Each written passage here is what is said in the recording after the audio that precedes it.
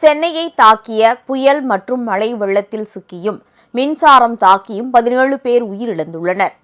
சென்னை பெருநகர காவல்துறை வெளியிட்டுள்ள செய்திக்குறிப்பில் இந்த தகவல் தெரிவிக்கப்பட்டுள்ளது.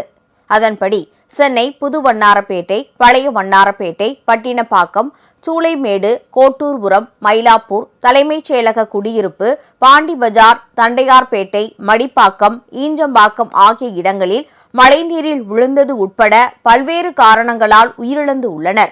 இது தவிர மரம் விழுந்ததில் பெசன்ட் நகர், பிராட்வேயில் இருவரும், மின்சாரம் தாக்கி துரைப்பாக்கம், எஸ்பிளனேடு ஆகிய இடங்களில் இருவரும், நொச்சிக்குப்பத்தில் சுவர் இடிந்து விழுந்ததில் ஒருவரும் என மொத்தம் 17 பேர் உயிரிழந்திருப்பதாக தெரிவிக்கப்பட்டுள்ளது.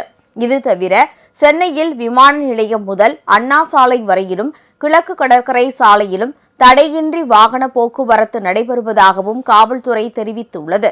மற்ற இடங்களில் 1 அடி உயரத்திற்கு தண்ணீர் தேங்கி இருப்பதால் அவசர தேவைக்காக அண்ணா சாலை மற்றும் கிழக்கு கடற்கரை சாலையை பயன்படுத்துமாறு காவல்துறை கேட்டுக் கொண்டுள்ளது. உங்கள் ராஜ் நியூஸ் தொலைக்காட்சியில் திங்கள் முதல் வெள்ளி வரை தினந்தோறும் பிற்பகல் 2 மணிக்கு உங்கள் பகுதியில் உள்ள குறைகளை நேரலையில் தெரிவிக்கும் புகார் பெட்டி நிகழ்ச்சி. பங்கு பெறுங்கள், பயனடையுங்கள், காணத் தவறாதீர்கள்.